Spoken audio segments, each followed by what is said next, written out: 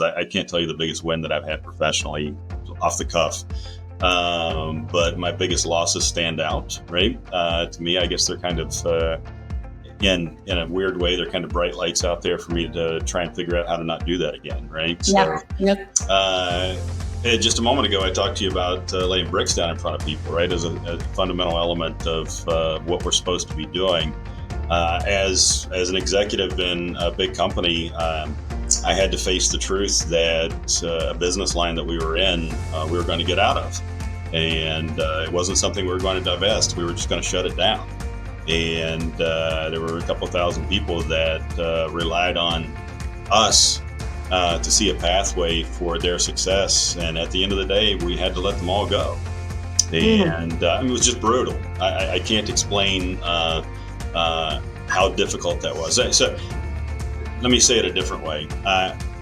I'm not proud of this nor ashamed of it. I've terminated a lot of people in my career.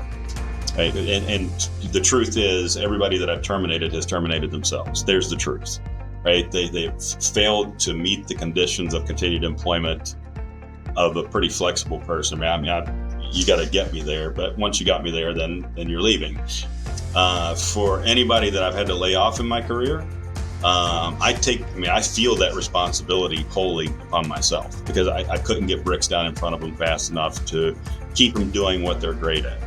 And the disappointment that I still feel in that, I mean, it's tangible. And I think to a person, in that example, right, to a person, the majority of them would look back and say, I probably gave them everything I had to make sure that we didn't have to lay them off.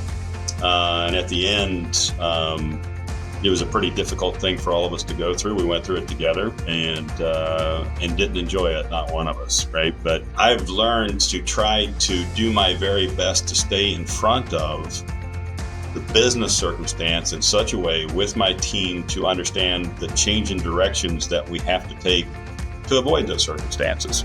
Right? It's imperfect, right? It's business, so it's imperfect, and you have to be willing to, on occasion, cut losses with regards to business lines as the market changes, or you shouldn't be in these jobs, truth be known. But I aspire to never do that again.